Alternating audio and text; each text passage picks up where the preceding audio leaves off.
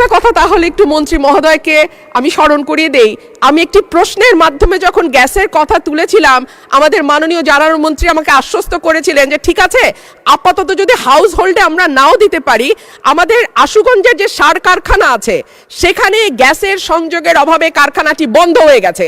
মাননীয় স্পিকার, মাননীয় মন্ত্রী যদি অন্তত সার কারখানায় গ্যাসটা দেয়, তাহলে আমি আমার এলাকার মানুষের কাছে একটু মুখ দেখাইতে পারি। মাননীয় স্পিকার, প্রবীণ ফোনকে একটা সুখবর দিতে চাই যে 1 তারিখ থেকে আমরা, যদিও বিদ্যুতের উৎপাদনে আমাদের ক্ষতিগ্রস্ত হবে, তারপরে দেশের কৃষির কথা চিন্তা করে আমরা 1 তারিখ থেকে ফার্টিলাইজার ফ্যাক্টরিতে গ্যাস দেওয়ার সিদ্ধান্ত নিয়েছি। দিগন্ত জোড়া হাওড়ের দেশ ব্রাহ্মণবাড়িয়া, আবার তুচ্ছ বিষয়ে ট্যাটা নিয়ে মাঠে নামার দেশও কিন্তু ব্রাহ্মণবাড়িয়া। মাননীয় স্পিকার, বাংলাদেশের শিল্প সাহিত্য সংস্কৃতির রাজধানী বলা হয় ব্রাহ্মণবাড়িয়াকে। এই মাটিতে একদিকে যেমন সুর সম্রাট ওস্তাদ আলাউদ্দিন খাঁ বা শচীন দেব বর্মনের জন্ম হয়েছে, তেমনি এই মাটিতে জন্ম নিয়েছেন ধীরেন্দ্রনাথ দত্ত বা অলি আহাদের মতন সংগ্রামী চরিত্র, যাদের কল্যাণে বাংলা আজকে আমাদের রাষ্ট্রভাষার স্বীকৃতি পেয়েছে।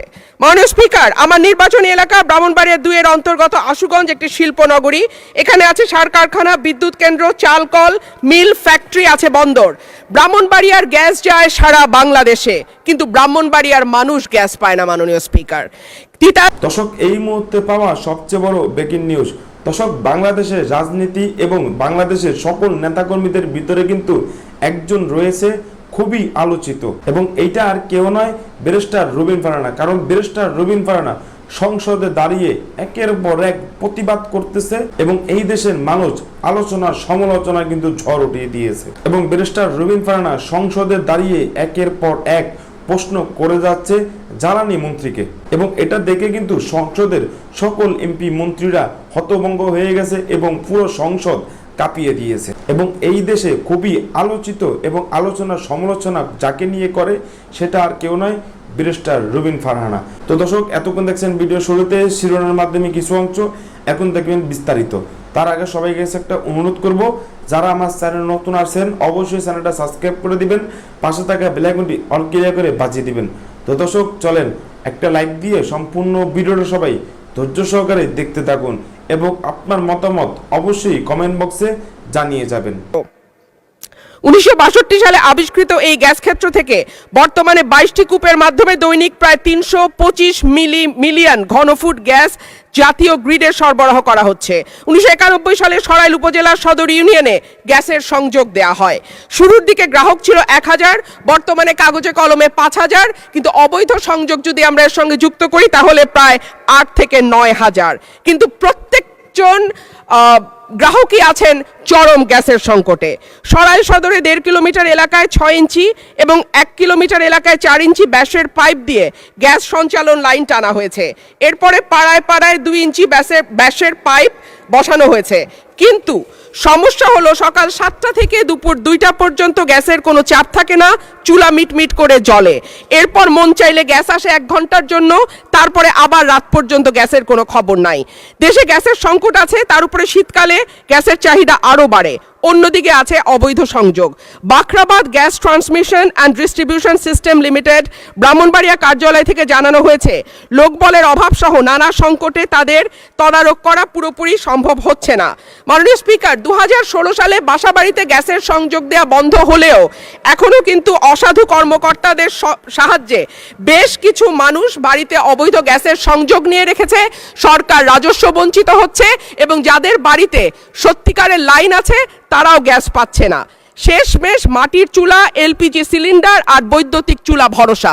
কিন্তু মাননীয় স্পিকার, আমাদের জীবন মানের এখন এমন উন্নয়ন হয়েছে যে গ্রাম বা মফস্বল এলাকাতেও এখন কিন্তু মানুষ ফ্ল্যাটে থাকে, পাকা বাড়িতে থাকে, উঠান এখন অনেকটাই বিলাসিতা।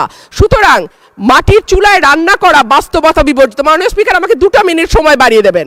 মাটির চুলায় রান্না করা, মাননীয় সদস্য 1 মিনিট আপনাকে দিলাম। অন্যদিকে যদি আমরা এলপিজির দিকে তাকাই মাননীয় স্পিকার, 1940 টাকার সিলিন্ডার বলে বটে, তবে 2200 টাকার নিচে কোথাও সিলিন্ডার পাওয়া যায় না। আর আমরা যদি বিদ্যুতের চুলার কথা বলি তাহলে বলতে হয় ঢাকা শহরে 1-2 ঘন্টা লোডশেডিং থাকে, কিন্তু গ্রামে সেটা 14 ঘন্টা পর্যন্ত গড়ায়। সুতরাং গ্যাস ছাড়া আমাদের আসলে এই মুহূর্তে সত্যিকার অর্থে চুলা জ্বালাবার মতন জ্বালানি নেই। এবং ব্রাহ্মণবাড়িয়ার গ্যাস যেহেতু সকল দেশের অন্যান্য এলাকায় সকল এলাকায় যায়, সুতরাং আমার দাবি থাকবে আগে ব্রাহ্মণবাড়িয়ার গ্যাস ব্রাহ্মণবাড়িয়ার মানুষ পাবে, তারপরে এটি অন্য এলাকায় যাবে। মাননীয় স্পিকার, 2016 সাল থেকে বাংলাদেশে গ্যাসের ঘাটতি দেখা দিয়েছে এবং প্রেশার কমে গেছে। প্রেশার কমে যাওয়ার ফলে এখন যেসব বাড়িঘরে বিদ্যুৎ গ্যাসের লাইন আছে এবং যেসব ইন্ডাস্ট্রিগুলোতে লাইন আছে সেই সব জায়গায় প্রেশার কমের জন্য সরবরাহ কমে গেছে। সেই জন্য আমরা এখন শুধু উৎপাদনকে চালিয়ে যাওয়ার জন্য আমরা ইন্ডাস্ট্রিগুলোকে যতখানি পারছি গ্যাস সরবরাহ করছি। ভবিষ্যতে এটা বলে রাখা দরকার, বিগত ফ্যাসিস্ট সরকার বাংলাদেশের গ্যাস উত্তোলনের জন্য কোনো রকম অনুসন্ধান করে নাই। আমরা এই 2 মাসের সরকার আসার পরে আমরা বাপেক্সকে শক্তিশালী করে অনুসন্ধান কাজ শুরু করেছি। যদি এই অনুসন্ধানে যদি আমরা সফলকাম হই, আমি আশা করি যেসব গ্যাস কানেকশন দেওয়া আছে সেই সব জায়গায় আমরা কানেকশন দিতে পারবো, প্রেশারও দিতে পারবো। মাননীয় স্পিকার, আপনারা জানেন যে বিগত সরকার এই সেক্টরটাকে ইমিউনিটি বিল পাস করে কোনো জবাবদিহিতা করতে হবে না, এইটা করে পুরা সেক্টরটাকে আমদানি ভিত্তি করে দিয়েছে এবং বিশাল অঙ্কের বকেয়া রেখে গেছে।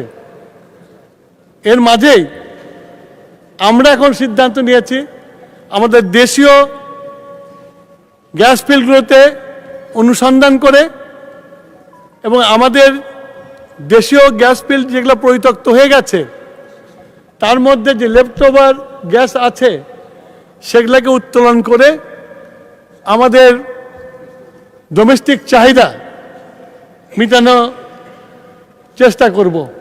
মাননীয় স্পিকার, আপনাকে ধন্যবাদ আমাকে বক্তব্য দেওয়ার সুযোগ করে দেওয়ার জন্য। মাননীয় সদস্য রুমিন ফারহানা, আপনার সিদ্ধান্ত প্রস্তাব সম্পর্কে মাননীয় মন্ত্রী যে বিবৃতি দিলেন তার প্রেক্ষিতে আপনি ইচ্ছা করলে প্রস্তাবটি প্রত্যাহার করতে পারেন। মাননীয় স্পিকার, আমি মাননীয় জ্বালানি মন্ত্রীর বক্তব্য মনোযোগ দিয়েই শুনলাম। উনি সঠিক বলেছেন মাননীয় স্পিকার, গত 15 বছরে আসলে কোনো রকম জ্বালানির অনুসন্ধান হয় নাই, বাপেক্সকে শক্তিশালী করাও হয়নি। কিন্তু মাননীয় স্পিকার, সুখবরও আছে। তিতাস গ্যাস ক্ষেত্রের 11 কিলোমিটার এলাকায় 9টি স্থানে 27টা কূপ আছে। এর মধ্যে 22টা কূপ থেকে গ্যাস উৎপাদন হচ্ছে। 2025 সালের নভেম্বর পর্যন্ত এইসব কূপ থেকে দৈনিক গড়ে 333.56 মিলিয়ন ঘনফুট গ্যাস উৎপাদন হয়েছে এবং এটি আমার ব্রাহ্মণবাড়িয়াতে। এর মধ্যে আরও একটি সুখবর আছে মাননীয় স্পিকার, এই মাসের 19 তারিখ থেকে ব্রাহ্মণবাড়িয়ার তিতাস গ্যাস ফিল্ডে নতুন গভীর অনুসন্ধান কূপ খনন শুরু হয়েছে, যা থেকে দৈনিক 15 মিলিয়ন ঘনফুট গ্যাস জাতীয় গ্রিডে যুক্ত হবে বলে আশা করা যাচ্ছে। 5.6 কিলোমিটার গভীর এই কূপটি খননে প্রায় 7 মাস সময় লাগবে এবং এটি দেশের জ্বালানি সংকট মোকাবেলায় একটি বড় ভূমিকা রাখবে বলে আমরা আশা করছি। মাননীয় সদস্য, আজকে আমরা খুব টাইম কনস্ট্যান্টে আছি। মাননীয় স্পিকার, আপনি মন্ত্রী তো বলেছেন যে উনি চেষ্টা করবেন আরো গ্যাসের রিজার্ভ আরো বাড়াবেন এবং যদি আরো বাড়ে তাহলে সফল হলেই আপনার ওখানে। মাননীয় স্পিকার, একটা কথা তাহলে একটু মন্ত্রী মহোদয়কে আমি স্মরণ করিয়ে দেই। আমি একটি প্রশ্নের মাধ্যমে যখন গ্যাসের কথা তুলেছিলাম, আমাদের মাননীয় জ্বালানি মন্ত্রী আমাকে আশ্বস্ত করেছিলেন যে ঠিক আছে, আপাতত যদি হাউস। দর্শক, এই দেশের মানুষকে নিয়ে সংসদে যদি কেউ কথা বলে সেটা হলো ব্যারিস্টার রুমিন ফারহানা। কারণ এই দেশের মানুষকে নিয়ে কেউ কথা না বললেও ব্যারিস্টার রুমিন ফারহানা কিন্তু বলবে এবং সংসদে শুধুমাত্র ব্যারিস্টার রবিন ফারহানা একের পর এক প্রতিবাদ করবে এবং জবাব নেবে। তো দর্শক, আজকে এ পর্যন্ত রইল। পরবর্তী ভিডিও নিয়ে আবারও আসবো আপনাদের সামনে। সবাই ভালো থাকবেন, সুস্থ থাকবেন। সবাইকে আল্লাহ হাফেজ।